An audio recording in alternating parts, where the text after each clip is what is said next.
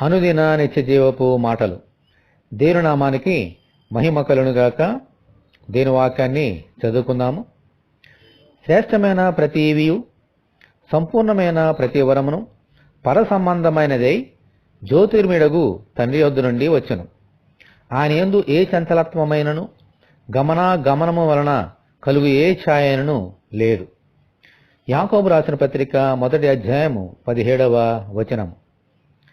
మన ప్రభు అయిన యేసుక్రీస్తు కంటే శ్రేష్టమైన ఈవి సంపూర్ణమైన వరము మరేదియూ లేదు.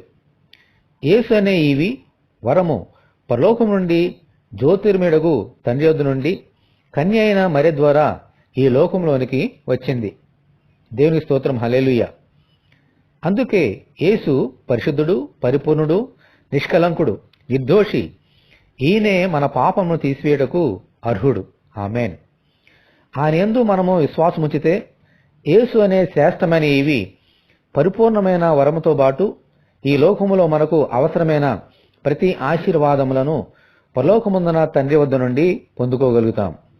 ఈ యేసయ్యను మన హృదయంలోనికి ఆహ్వానించి ఆయనతో కలిసి సాగిపోదాము.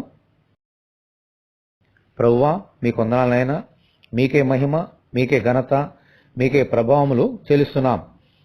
పరలోక రాజ్య మహిమలన్నీ వదిలిపెట్టుకొని ఈ లోకంలోనికి ఒక శ్రేష్టమైన ఈవిగాను వరముగాను తండ్రి అయిన జ్యోతిర్మిడగు తండ్రి యొద్ద నుండి వచ్చినందుకు దేవా నీ కొందనాలు.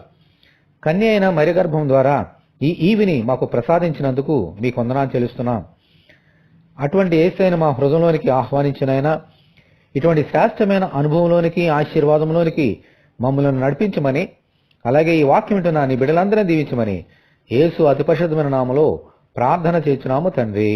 ఆమేన్. ప్రభు కృప మనకందరికీ తోడేయునుగాక. ఆమేన్. పరిశుద్ధ దేవుని మందిరం.